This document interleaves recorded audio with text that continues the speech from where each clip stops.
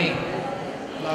Difícil cantar chorando, né, irmãos? Esse hino foi sensacional. Graças ao Senhor, irmãos, chegamos na mensagem 3, cujo tema é bem legal. Não há quem entenda, não há quem busque a Deus, civilização pós-dilúvio. Eu só estou com um pequeno problema hoje, irmãos. Ali tem um relógio de ponteiro. Eu não sei ver relógio de ponteiro. Então, se eu estiver indo muito longe, Vitor, me derruba, que nem você faz. Eu sempre peço para ele me derrubar na reunião de jovens, ele nunca me derruba, né? Dá um cartão amarelo. Mas antes, irmãos, só pegando o gancho da última reunião, onde o irmão André Dong e o Rodrigo Barbosa nos falaram de Mateus 20, que nós somos hoje os trabalhadores da 1/10 hora. O Senhor, em Mateus 20, pela manhã, saiu a assalariar os seus trabalhadores. Mas saindo 3 horas depois, tinha mais trabalhadores. Na 6ª hora, mais trabalhadores. E na 9ª hora, mais trabalhadores. Mas ele saiu de novo. E ainda tinha alguns que não tinham atividade na praça. E esses trabalhadores da 1/10 hora, da 11ª hora, da última hora, foram chamados para receber o mesmo salário. Isso significa, irmãos, que hoje nós temos a nosso favor um legado que o Senhor deu para nós através do irmão Dong, com ferramentas que nós usamos até hoje para produzir o que nós somos hoje. Mas ainda nós temos outras ferramentas que Deus está nos dando hoje, porque nós temos hoje acesso à palavra, onde ela está sendo falada a qualquer momento. Então nós não precisamos esperar 6 meses para a revelação chegar até nós. Se nós somos fiéis, buscando a palavra, ouvindo as mensagens, isso vai produzir o trabalhador da 11ª hora, que ele é mais eficiente, mas ele sofre muito mais. A gente pode pensar que o da primeira, aquele que vai trabalhar o dia inteiro, ele é injusto para com a gente. Mas ele tinha mais tempo, irmãos. Ele tinha tempo de fazer uma viagem de 6 meses. A gente não tem tempo. 1 minuto não é tempo. Em São Paulo, então, quando a gente pega um trânsito, 1 hora vai como água. Então os trabalhadores da última hora precisam de um suprimento mais forte, irmãos, da revelação da palavra de Deus. E é isso que o Senhor tem dado para a sua igreja hoje. O Senhor foi nos assalariar, irmãos, para trazer para nós esse evangelho. O evangelho de Deus, irmãos, é o evangelho que foi baseado no sangue de Deus, numa aliança na qual ele não tinha ninguém superior para jurar. Então ele jurou por si mesmo, porque o sangue de bodes e touros só podia cobrir o pecado, mas o sangue de Cristo pode remover o pecado. E quando nós cremos no Senhor, confessamos a nossa limitação, o nosso pecado, recebemos Deus para dentro de nós. Ele remove o histórico, Ele remove o velho homem, Ele remove o diabo, Ele remove o pecado, e Ele pega os mandamentos que eram contra nós, na forma de ordenanças, e Ele crava na cruz. Esse evangelho de Deus é o evangelho da vida. E quem recebeu esse evangelho, irmãos, foi cortado de uma árvore ruim. Romanos 11, era oliveira brava, uma pessoa que não ia conseguir fazer a vontade de Deus nunca, uma geração que estava fadada a falhar. Mas agora, com o evangelho, nós somos transportados, certo? Fomos cortados, e outros galhos foram cortados, e nós estamos inseridos na oliveira boa. A oliveira boa é Cristo, irmãos. É a igreja também. A oliveira boa tem a raiz santa, a seiva santa de Deus. E nós, participando desse suprimento, irmãos, da palavra, da revelação, vamos sendo tornados santo como é o Senhor, único como é o Senhor. Jesus é o Senhor. Então, irmãos, esse evangelho é o evangelho dos trabalhadores da 11ª hora. Não é um evangelho de dúvida, Não é um evangelho de ficar acanhados, não é um evangelho de deixar o mundo impor as coisas em nós, é um evangelho de fé. Quem são os trabalhadores da última hora? Uau! Mas eu queria ler um versículo para vocês, irmãos. Mateus 11.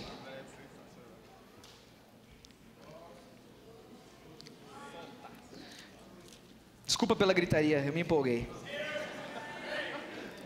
Mas é que como que não vai se empolgar, certo? Com tanta palavra, com tanta vida.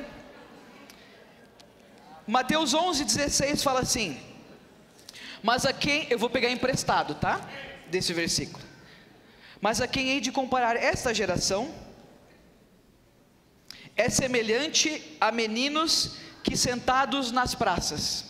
Os trabalhadores da 11ª hora estavam sentados nas praças.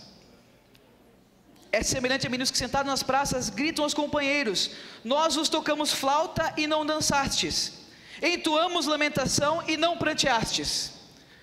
Eu entendo esse versículo, irmãos, como o Senhor chamando a gente hoje para participar. Ele toca a flauta e a gente não dança. Ele fala lamentações e nós não choramos.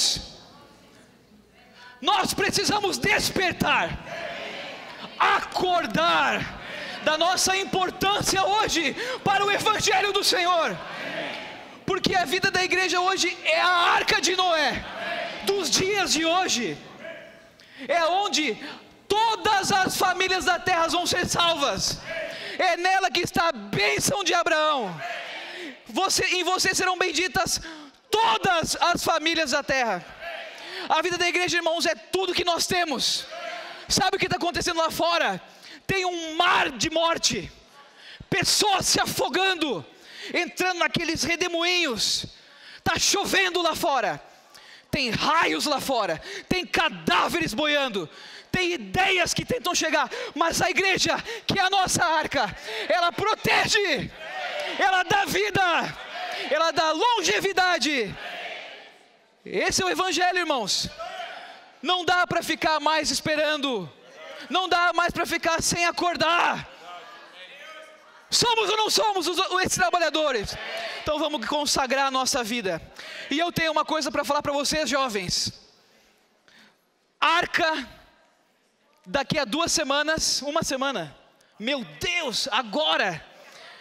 Arca é o evento de despertar.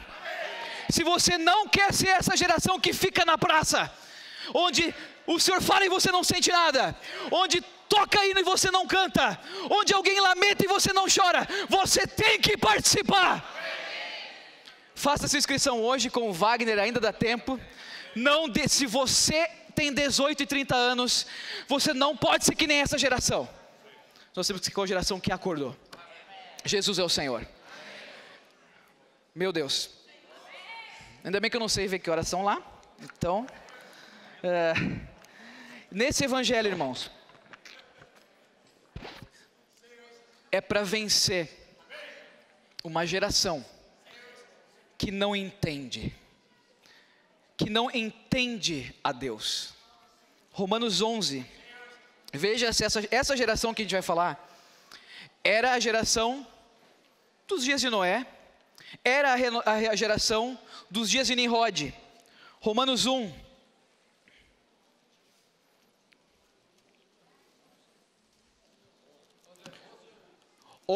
Romanos 1. É que eu tenho um sotaque sulista, sabe, irmãos? Aí, quando eu falo 1, as pessoas entendem. Quando eu falo 3, é 13, mas tudo bem.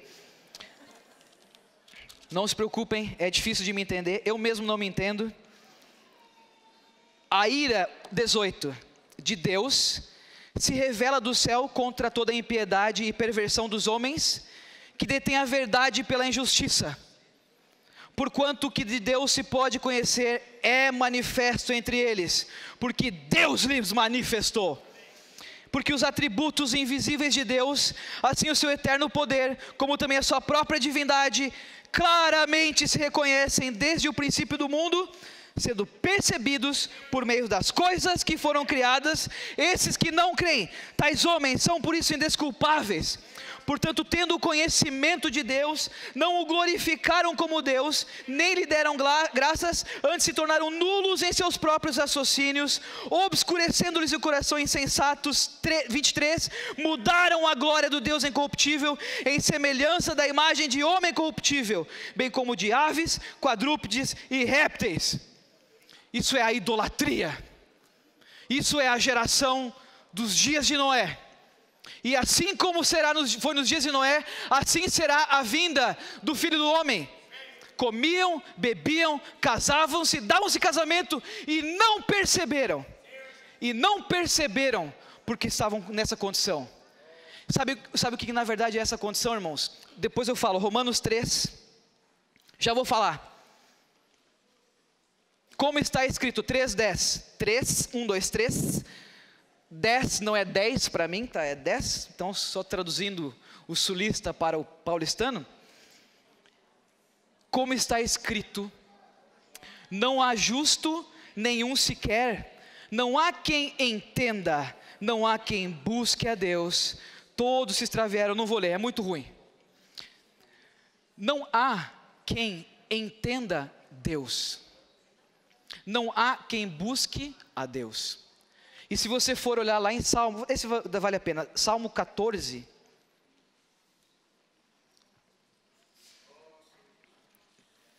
preciso achar aqui, Salmo 14, perdão irmãos,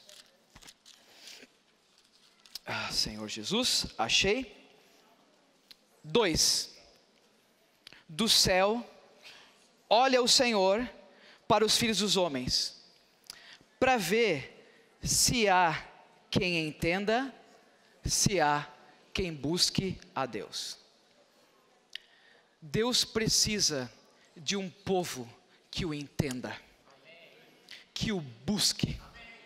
E entender a Deus, irmãos, pela luz dessa semana, entender a Deus é entender a vontade de Deus. Nós, irmãos, precisamos conhecer ao Senhor. E para conhecer, precisamos conhecer a sua vontade.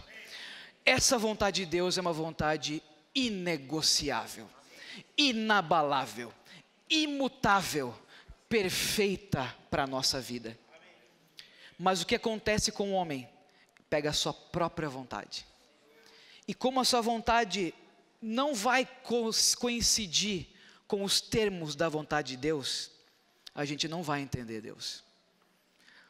O homem que entende a Deus é um homem resgatado da idolatria. Da idolatria de achar que Deus está aqui para fazer só nosso próprio benefício. O Billy nos ajudou agora a gente ler no primeiro capítulo do Alimento Diário. Deus está aqui para fazer a sua vontade. E a vontade dele é nos trabalhar, irmãos, pela raiz santa, pela seiva santa, pela palavra santa, pela igreja santa, para nos transformar em alguém que possa reinar com ele. Mas mais do que isso, ser trabalhado em sua natureza, em sua vida, até que Deus seja glorificado através de nós. Essa é a vontade de Deus. E nós temos que lutar contra a degradação, irmãos. Nós estamos numa geração que corre para a degradação. Lembra do Alimento Diário que fala da entropia? Vocês lembram disso?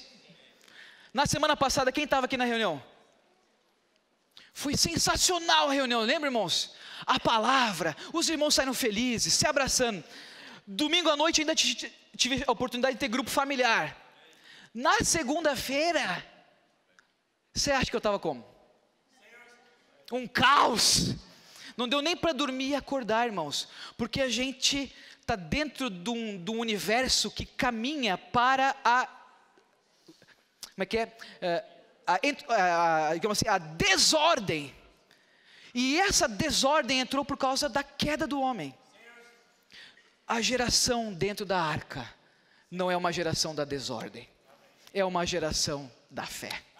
Ela não é a geração que não entende, ela não é a geração que não busca, ela é a geração que busca Deus. Irmãos, precisamos buscar mais Deus na palavra, não precisamos? Escutar as mensagens, anotar as mensagens. O meu caderno já está acabando de tanto anotar mensagem.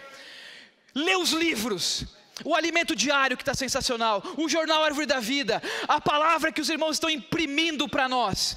Uma vez uma irmã falou assim para mim: eu agradeço a Deus pelos livros, porque Deus me faz lembrar aquilo que eu tenho, que eu posso esquecer. É nos livros que nós lembramos na palavra de Deus, irmão. Então nós temos que aproveitar. Não precisamos buscar mais? Não precisamos deixar nossa vontade do lado para tocar na vontade de Deus? Ótimo, mas aí, irmãos, dentro dessa geração toda, teve duas grandes quedas.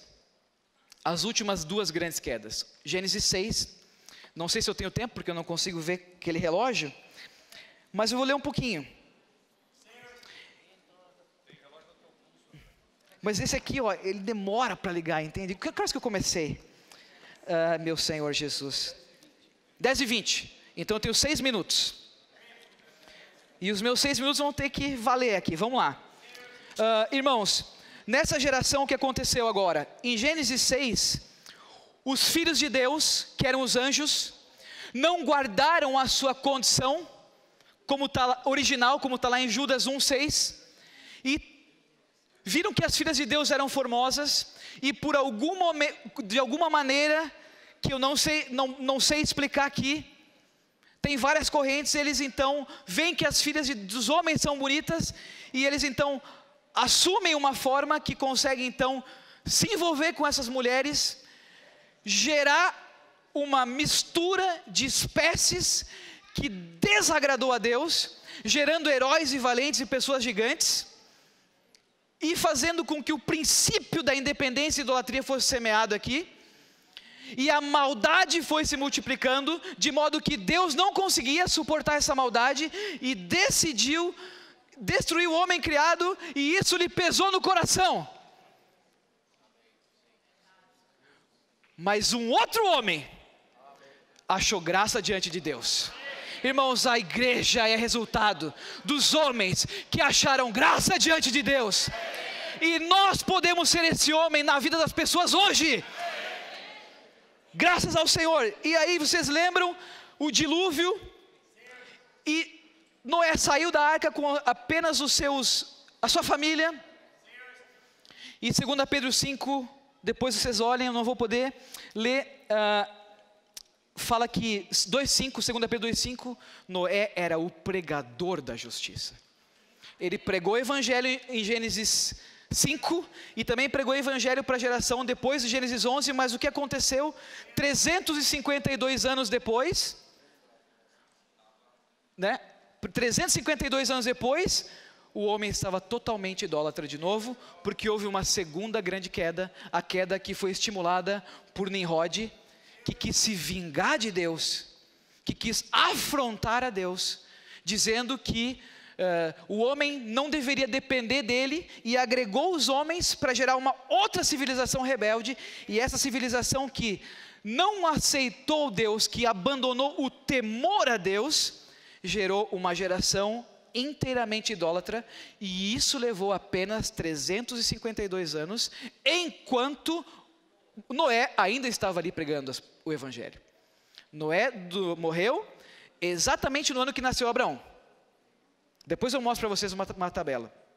Então, até Tera, ainda Noé estava no meio daquela geração.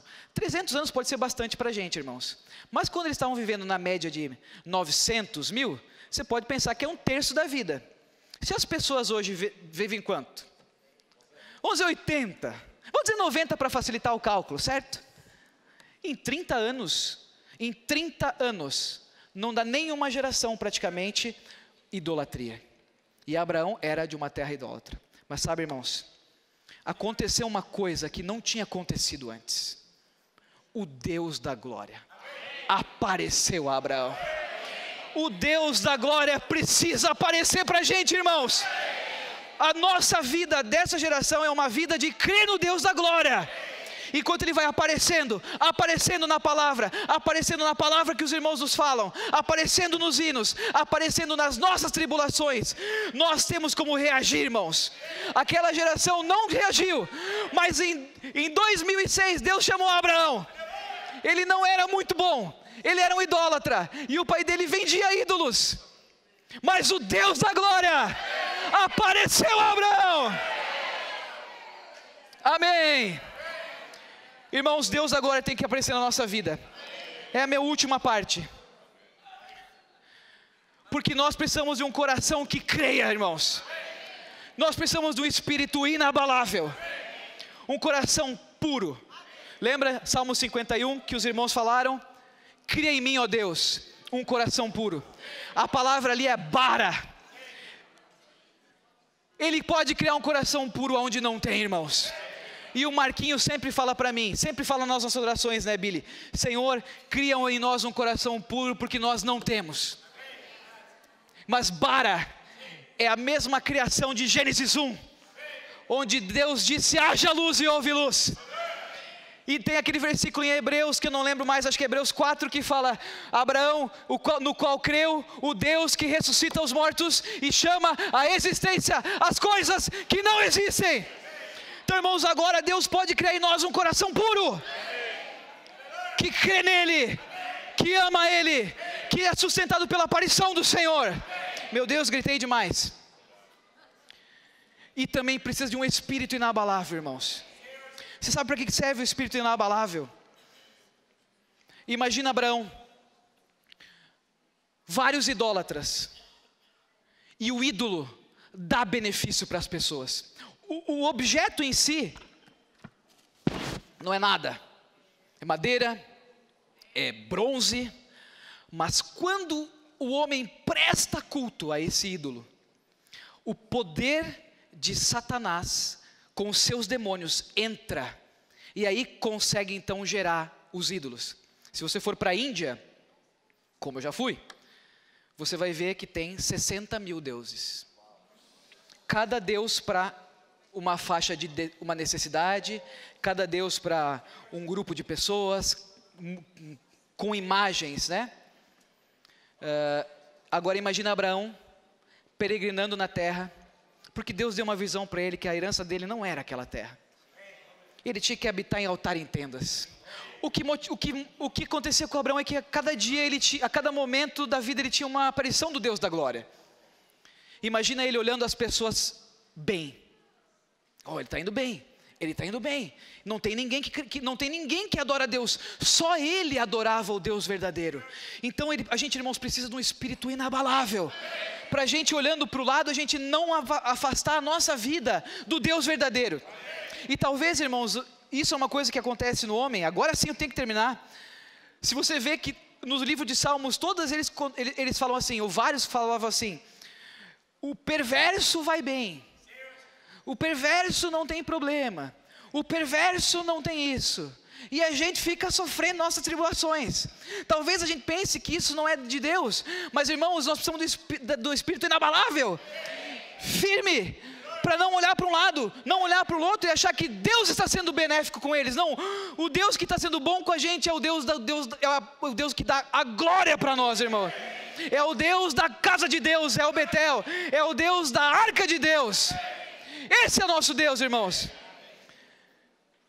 Depois vocês leem lá, não vai dar tempo, mas Jeremias 44, vai dar sim, eu termino. Vai ter que dar, porque senão eu não sei explicar ele sozinho. Só para mostrar como isso realmente acontece, irmãos. Em Jeremias 44, ele profetiza contra aqueles que foram para o Egito para atender suas necessidades e adoravam os deuses, sacrificavam a deusa dos céus. E aí profetizou para aquela geração que eles deviam abandonar aquilo, e eles contradisseram Jeremias. Responderam a Jeremias no versículo 15: todos os homens que sabiam que suas mulheres queimavam incenso a outros deuses, e todas as mulheres que se achavam ali em pé, grande multidão, como também o povo que habitava na terra do Egito. Aí, quanto à palavra que nos anunciastes, não te obedeceremos a ti. Olha só, isto é, vou ter que ler. Antes, certamente, toda a palavra que saiu da nossa boca, isto é, queimaremos incenso à rainha dos céus, e lhe ofereceremos libações como nós, nossos pais, nossos reis, nossos príncipes temos feito na cidade de Judá. E olha, e no final, e nas ruas de Jerusalém tínhamos fartura de pão, prosperávamos. E não víamos mal algum. Mas desde que cessamos de queimar incenso à rainha dos céus, e oferecer libações, tivemos falta de tudo. E fomos consumidos pela espada e pela fome. Pode até ser, irmãos. Porque isso aqui é o efeito dos demônios nos ídolos. Nós seguimos o Deus verdadeiro. E eu não sei se Ele vai livrar nós da nossa tribulação, mas em nossa tribulação Ele pode dar glória para nós. E enquanto as coisas vão bem para um lado, vão bem para um outro, e eu posso ter a ideia de que não é isso, nós temos que conhecer a vontade de Deus. Irmãos, não ter ídolos é abandonar a nossa vontade, o nosso benefício, a nossa segunda intenção. Eu adoro a Deus para que Ele me dê alguma coisa, e apenas adorar Ele com coração puro, e confiar que Ele pode nos dar a melhor coisa na nossa vida, que é o seu trabalhar fiel em cada um de nós. Jesus é o Senhor. Nossa, gritei muito, irmãos, me perdoem.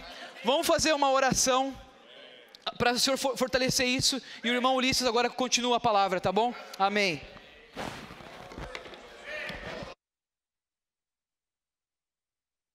Aleluia, graças ao Senhor.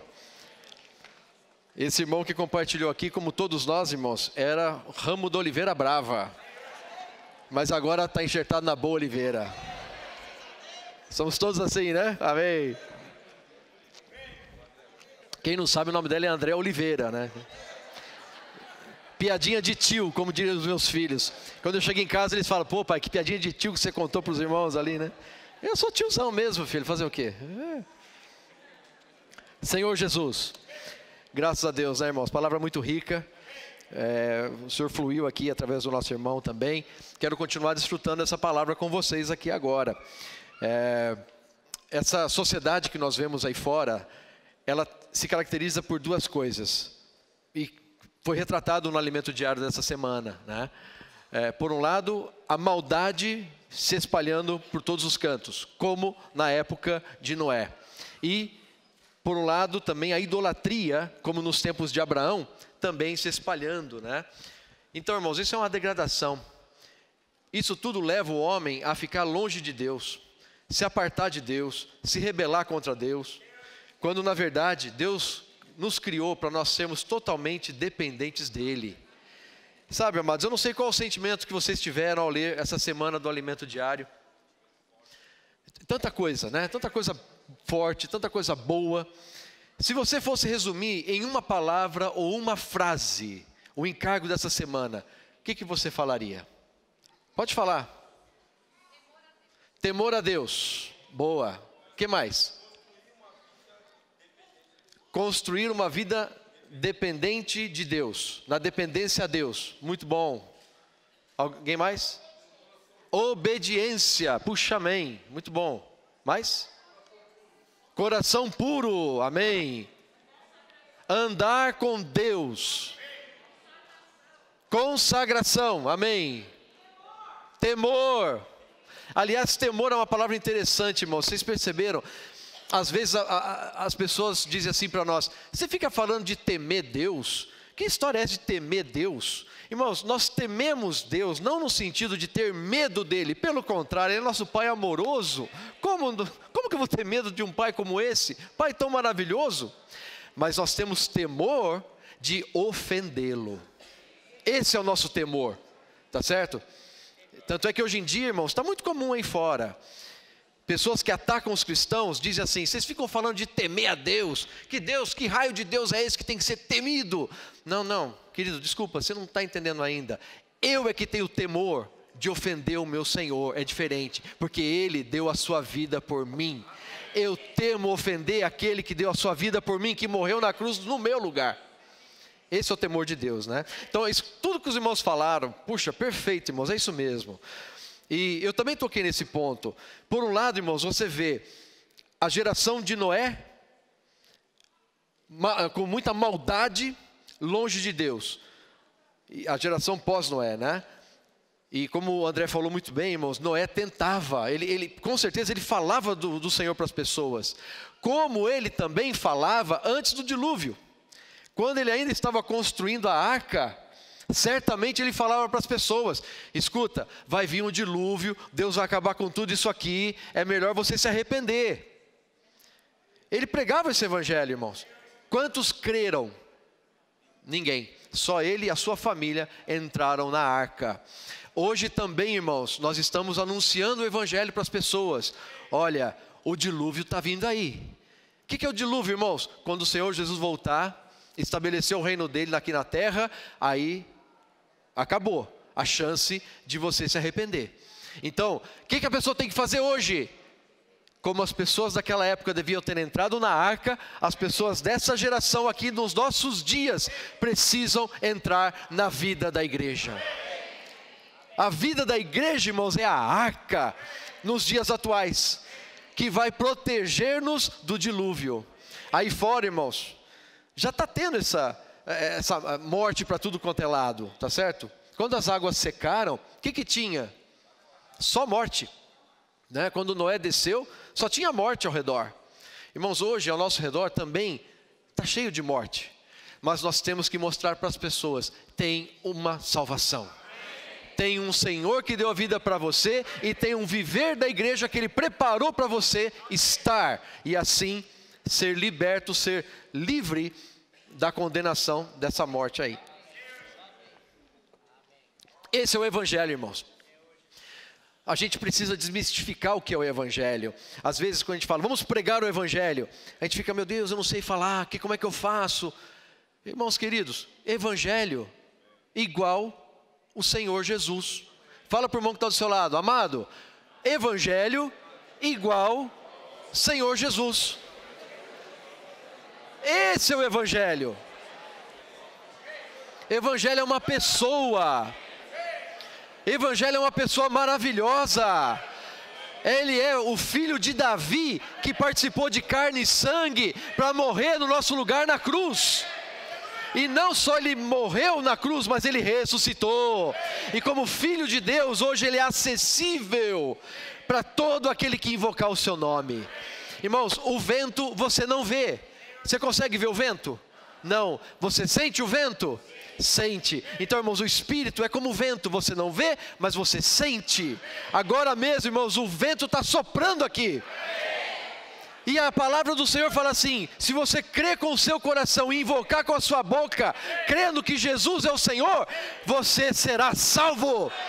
Então eu queria convidar todos aqui nessa manhã, repita comigo, diga assim: ó Senhor Jesus. Mais uma vez: ó Senhor Jesus.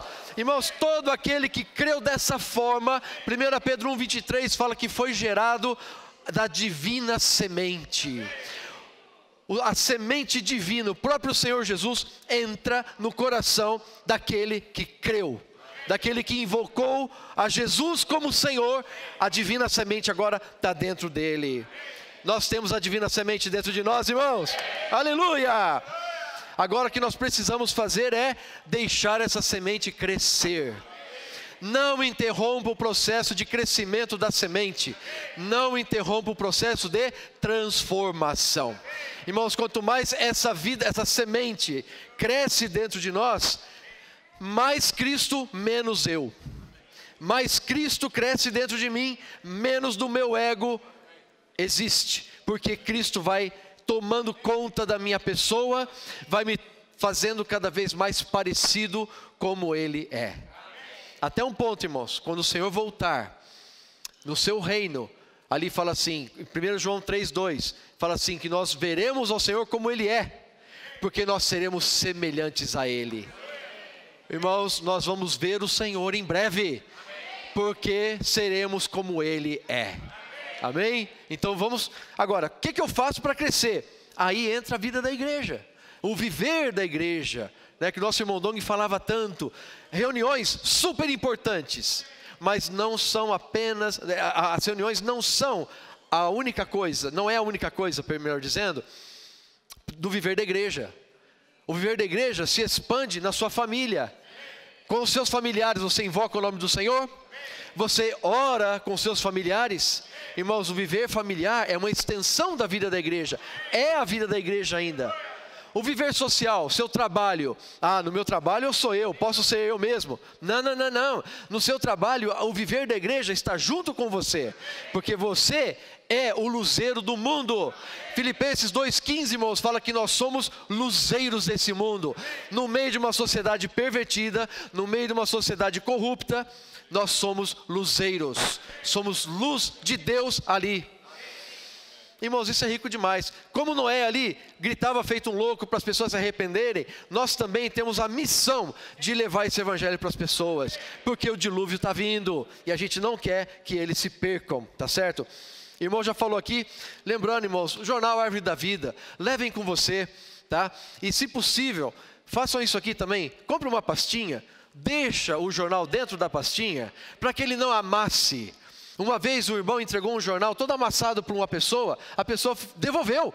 Falou assim, não, peraí, desculpa, eu quero um novo. Não quero esse amassado aí não. Tá certo. Nós temos que tratar bem isso daqui, irmãos. Por quê? Porque é por meio disso aqui, dessa palavra que está aqui, Deus pode entrar na vida das pessoas. Então, irmãos, vamos levar conosco o jornal, vamos distribuir o jornal para as pessoas, tá certo? Senhor Jesus. Noé era tido como louco.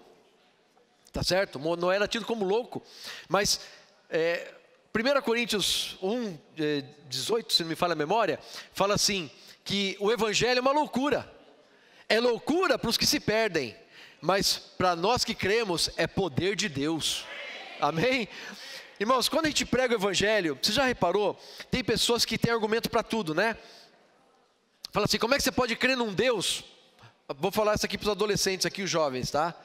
Seus amiguinhos lá, seus colegas de escola, de faculdade, chegam para você e falam assim, ó, que Deus é esse que você crê? Que permite tanta injustiça aí fora. A gente vê calamidades acontecendo aí fora, terremotos, pessoas morrendo, violência. Que Deus é esse que você crê, que permite que essas coisas aconteçam? Como é que você responde?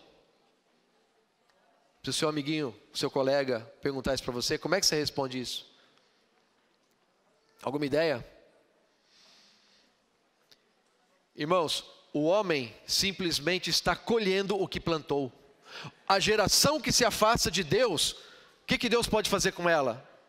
Deixa a sua sorte. Então, irmãos, tudo que acontece de ruim na humanidade não é obra de Deus, não. As pessoas falam, poxa, Deus está... Não, Deus é bom. O homem está simplesmente colhendo o que plantou. Quando ele desobedeceu Deus, ele optou por viver uma vida independente de Deus. Ah, meu amigo, se você está independente, tá certo? Você tem aí um provedor, uma pessoa que te provê tudo o que você precisa. Você fala assim, não preciso de você, porque eu sei me virar, eu vou fazer a coisa acontecer do meu jeito. Você vai se virar então, e Deus te dá esse livre-arbítrio. Deus permite que você vá se virar sozinho, porque Deus, irmãos, é cavalheiro. Ele não quer forçar você a crer no Evangelho. Ele não força as pessoas a crer no Evangelho. Ele anseia que as pessoas creiam no Evangelho, mas Ele quer que as pessoas o busquem, o queiram o Senhor. Então, se você decide andar com as próprias pernas,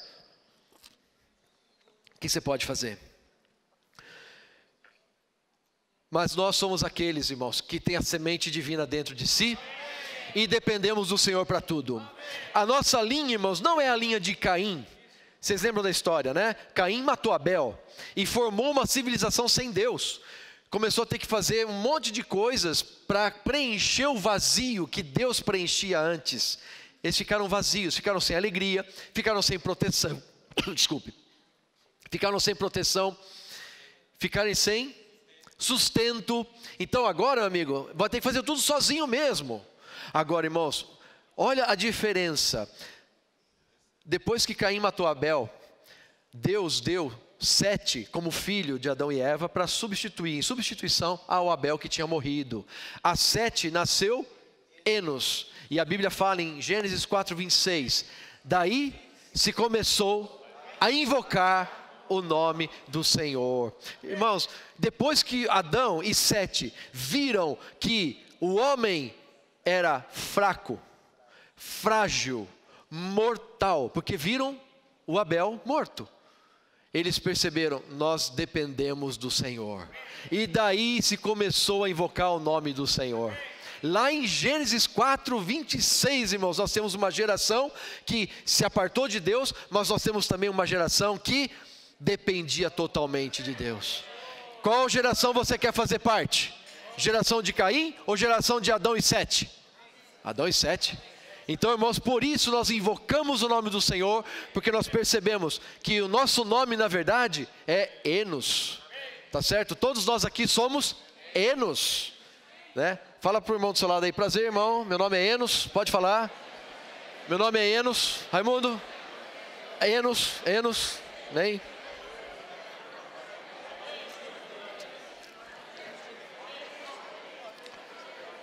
Oh, Senhor Jesus.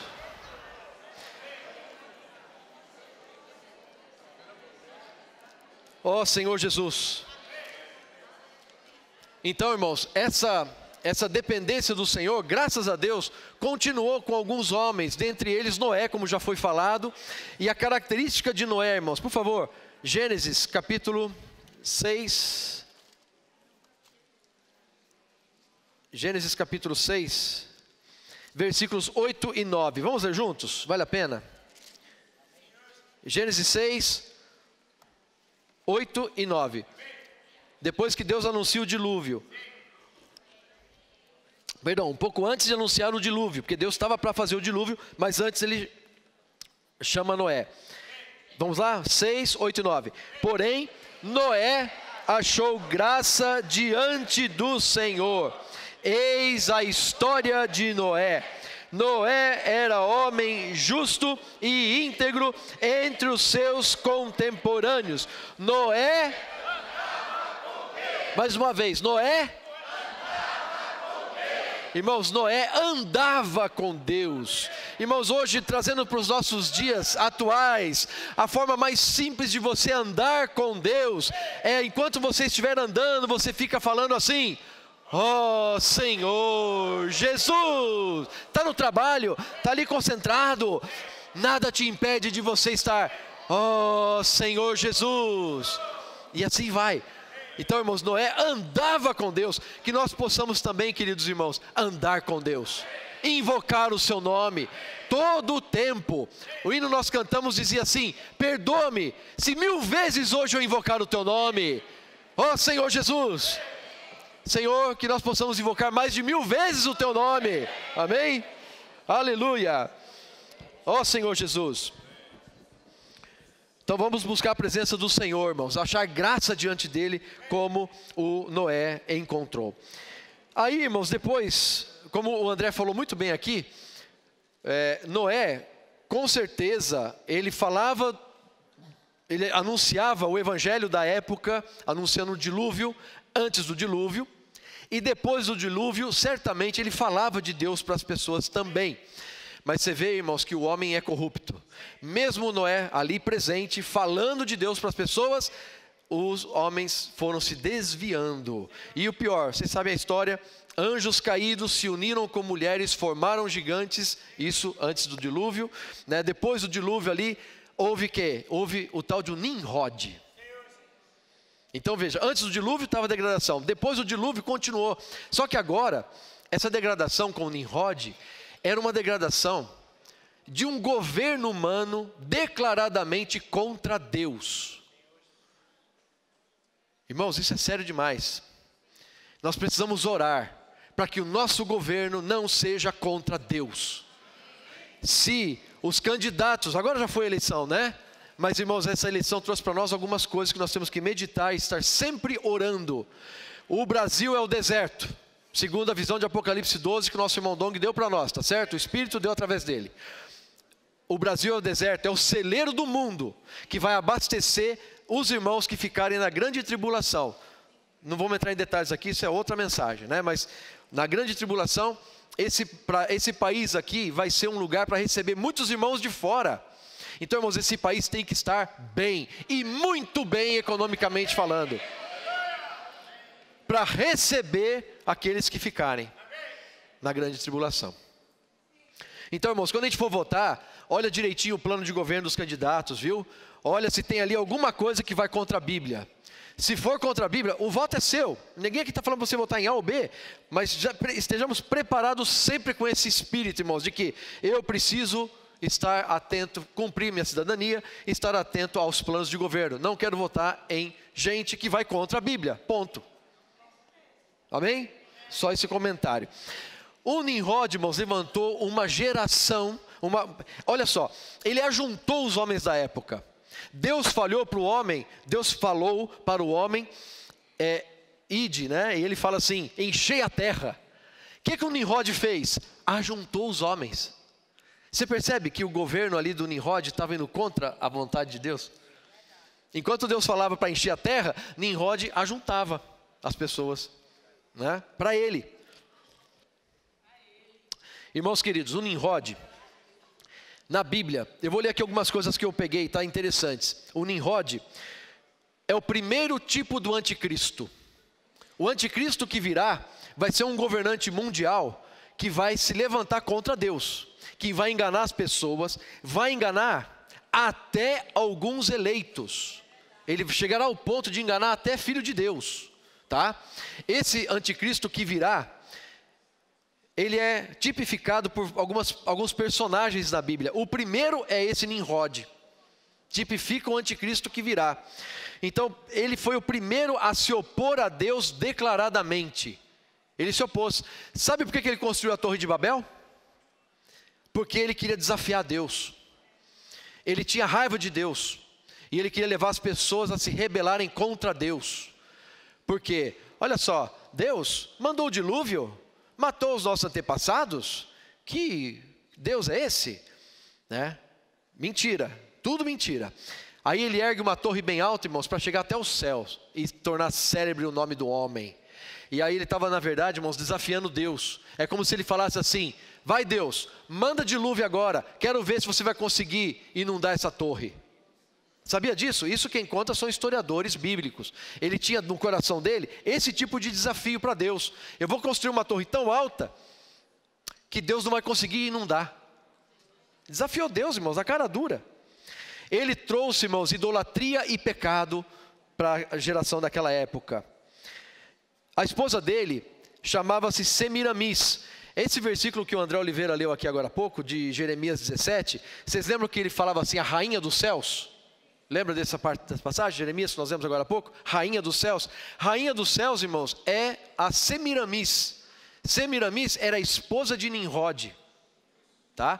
Essa pessoa, mais tarde, se tornou a deusa Artemis, em Éfeso.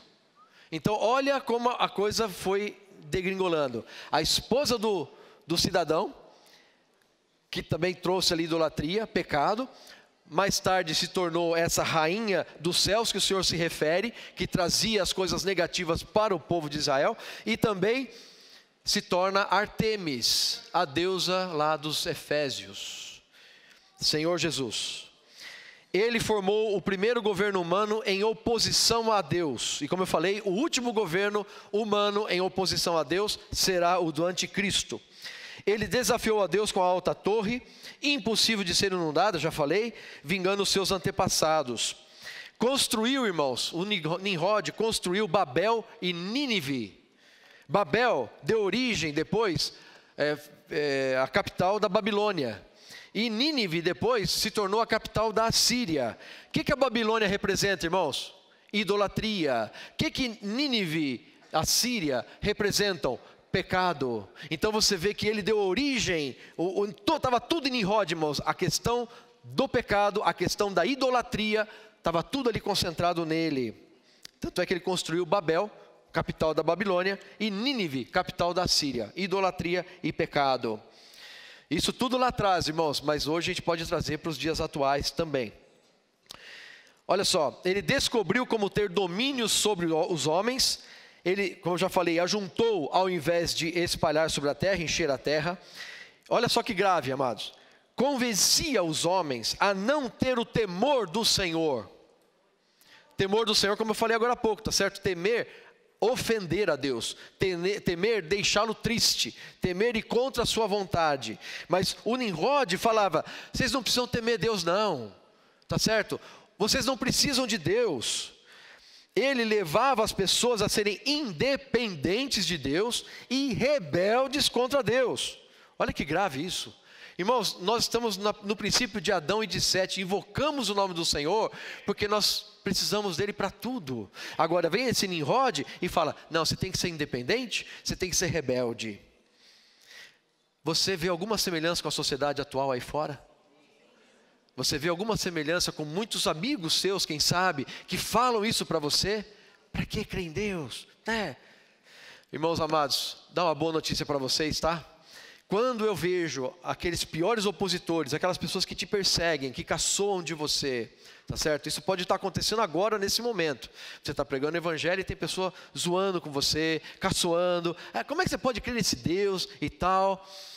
Irmãos, eu sempre lembro nessas horas de uma pessoa chamada Saulo de Tarso. E eu queria que vocês se lembrassem dele também, que era um opositor, perseguia a igreja, e não só isso, irmãos, ele dava voto favorável à morte dos irmãos. Tá certo? Vamos juntar aqui 10 de nós, vamos juntar os presbíteros da igreja, e vamos aqui decidir quem vai morrer. Era mais ou menos isso. E ele votava a favor: não, aquele lá é cristão, invocou Jesus, tem que morrer. Por isso que ele fala, irmãos: eu era o maior dos pecadores, porque eu persegui a igreja de Deus. Quem Saulo se tornou?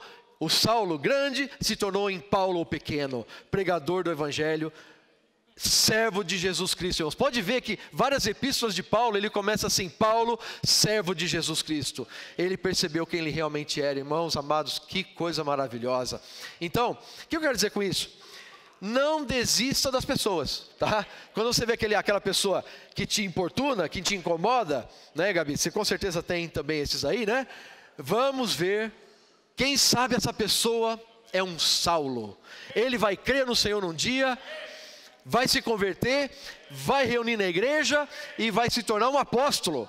Vai ser enviado por Deus ainda. Você crê nisso, irmão? Talvez muitos de nós aqui caçoávamos de crentes. Não é ou não é? Muitos de nós caçoamos. Hoje vocês estão aqui. Graças a Deus. Hein, Lawrence? Você devia ser um que caçoava de crente, não? Eu estou falando assim porque eu sei, ele já contou histórias pra gente, né? Eu também. Irmãos, mas o dia o evangelho chegou para nós. Nós cremos e dissemos assim: Senhor Jesus, eu te recebo como meu Salvador, como minha vida. Minha vida mudou. Aleluia. O que antes para mim eram pessoas desprezíveis, se tornaram pessoas queridas, amadas, minha família, meus irmãos. Oh, Senhor Jesus.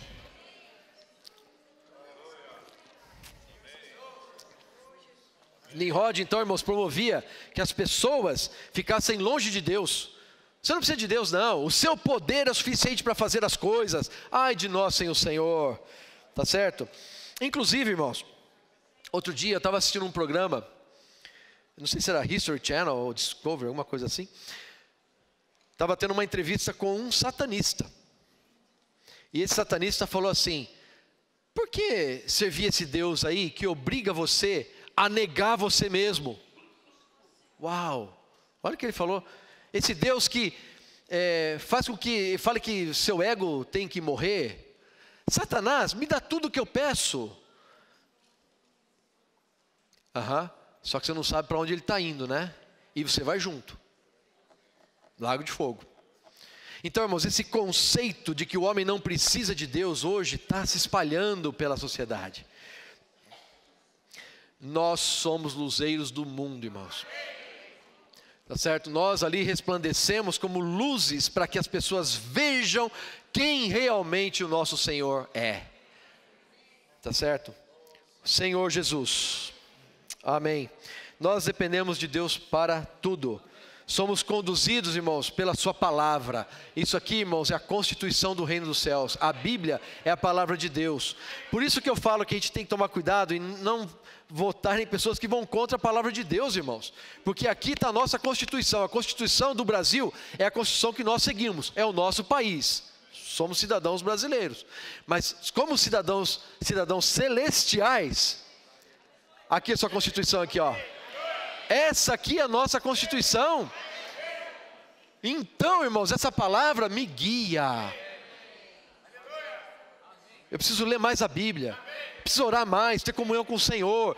Irmãos, na palavra, no alimento diário, tão rico, no jornal Árvore da Vida, tão rico. Irmãos, o Senhor vai dando direção para nós, para onde que a gente tem que ir. O mundo está em degradação, irmãos, mas não esqueçamos jamais, dentro de nós existe uma divina semente, e o poder dessa semente é maior. Irmão Pedro falou, vocês lembram de uma palavra que ele usou aqui? Vetor. Vetor é um termo da física, está aqui o Arthur que não vai me deixar errar, nem o Marcelo vai deixar errar. Vetor da física, quem estudou física aqui, lembra? Tinha uma setinha que você colocava em cima, né? Que era é uma setinha, é o vetor, é uma direção, certo? Fala com mais propriedade, é o quê?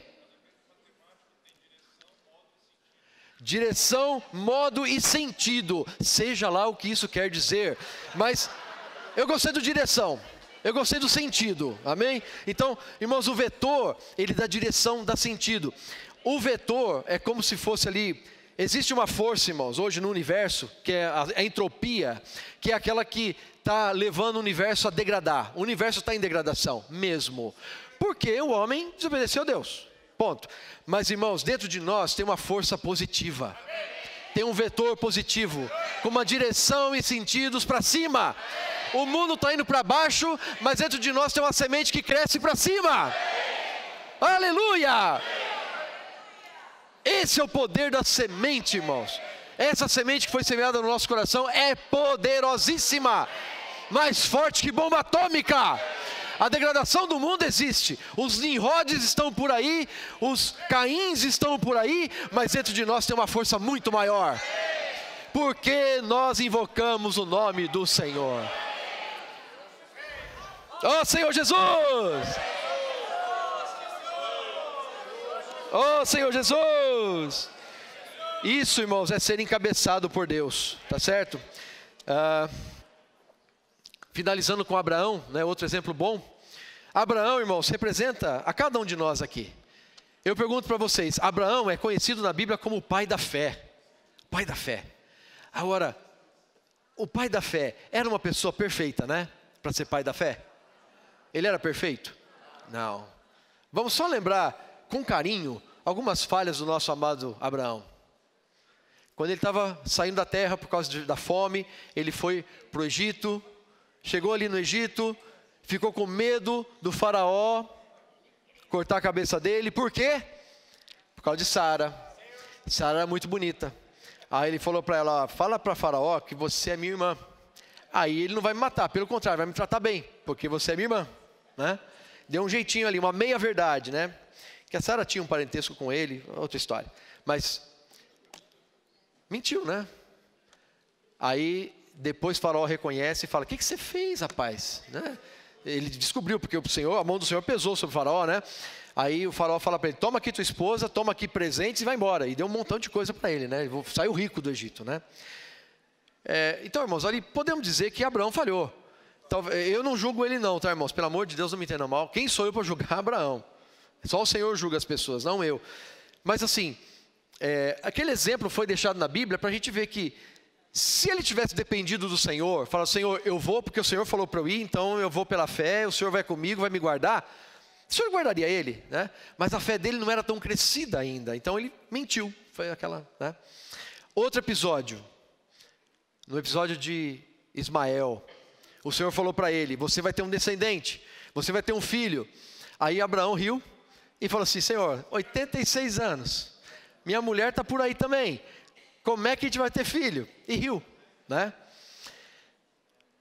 Sara deu um jeitinho, né? Na verdade era Sarai ainda o nome dela, né? Deu um jeitinho.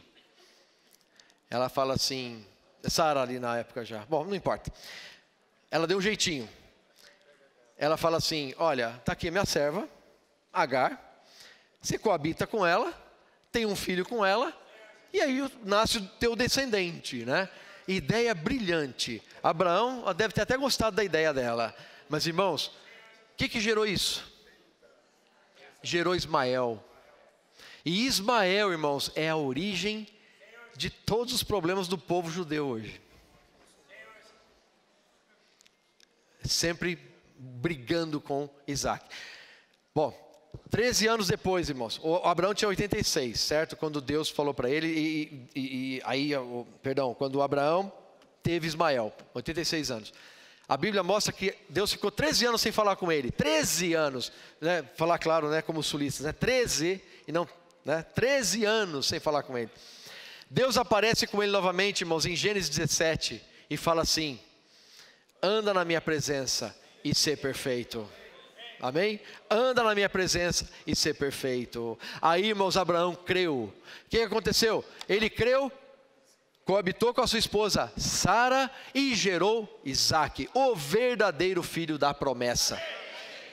Se com 86 anos era difícil ter filho, com 99 mais ainda. Mas Sara e Abraão creram no Deus que ressuscita os mortos, creram no Deus que chama as coisas que não existem à existência. Ó Senhor Jesus. Então, irmão, você vê que Abraão, como nós, tinha falhas. Mas uma coisa o Senhor falou para ele: anda na minha presença e ser perfeito. Como também Noé andava com Deus. Tá certo? Noé andava com Deus. Abraão também andou com Deus, porque Deus falou para ele: você quer ser perfeito? Irmão querido, você quer ser perfeito? Pergunta para quem está do seu lado: você quer ser perfeito? Você quer ser perfeito? Nós não somos perfeitos. Você quer ser perfeito?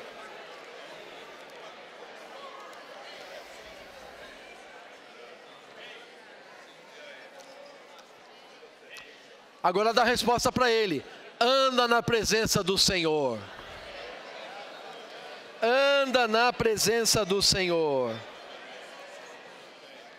Oh Senhor Jesus, anda na minha presença e ser perfeito. Por isso, irmãos queridos, nós temos que nos apegar ao Senhor. Nós temos que nos apegar a Ele. E tome cuidado, por favor, no dia a dia. Todos aqui têm dia a dia muito corrido. Se acorda já trabalhando, já está com o celular na mão, né? O celular te acorda para começar. Aí você pega o celular, já vai ver as mensagens, a agenda do dia, e-mail, já começa ali na cama, né? E às vezes, irmãos, nós perdemos as oportunidades do dia a dia para nos voltar para o Senhor. Então, irmãos, vamos nos apegar a Ele. Não usemos o nosso dia a dia como desculpa para não ter um tempo com o Senhor. Seja o tempo que for, mas tenha um tempo com Ele, irmãos. Tá certo? Gaste tempo na presença do Senhor, tá? Porque isso, irmãos, é a fonte de tudo. A oliveira brava que éramos nós foi enxertada numa oliveira boa. A seiva vem da oliveira boa. A seiva que nutre você e a mim é a vida de Deus. Então, irmãos, nós somos enxertados nele. Agora a vida de Deus pode fluir para dentro de nós. Mas se eu sou um ramo rebelde e quero ficar fora da oliveira, não vou receber a seiva, vou secar. Um ramo fora da oliveira seca. Irmãos, a minha experiência, eu creio que a sua também, se eu passo um dia, como o Arthur falou ontem, um dia, 2 dias, 3 dias, sem ler a Bíblia, sem orar, sem ler o alimento diário, você e eu ficamos secos. Por quê? Porque é o raminho que quer ficar fora da oliveira. Irmãos, nós queremos estar ligados nessa oliveira, todo o tempo, se possível, invocando o nome do Senhor, lendo a palavra, lendo os livros, falando do Senhor para as pessoas. Ó Senhor Jesus, porque é isso que Deus quer para nós, irmãos. Ele quer que nós cresçamos, essa semente, como eu falei, cresce para cima, tá certo? Ela cresce dentro de nós. 2 Pedro 1, 4, para terminar, alguns versículos. Pelas quais nos têm sido doadas as suas preciosas e muito grandes promessas. Que promessas são essas maravilhosas? Para que por elas vos torneis co-participantes da natureza divina, livrando-vos da corrupção que há no mundo. Irmãos, essa sociedade é uma sociedade de Babilônia, de Babel, de Nimrod, mas dentro de nós tem a divina semente. Nós temos aqui a natureza divina sendo infundida dentro de nós. Essa semente está crescendo em nós e está infundindo a vida, está infundindo a natureza de Deus dentro de nós. Aleluia! Aí o versículo 10, por isso, irmãos, procurai com diligência cada vez maior confirmar a vossa vocação e eleição, porquanto procedendo assim, não tropeçareis em tempo algum, pois desta maneira é que vos será amplamente suprida a entrada no reino eterno de nosso Senhor e Salvador Jesus Cristo. Irmãos, é isso que Deus quer para mim e para você. Ele quer dar o reino, Ele quer que nós entremos no reino com Ele, reinar com Ele 1000 anos, estar com Ele reinando pela eternidade. Irmãos, isso é grande demais. Nós somos essa geração que depende totalmente do Senhor.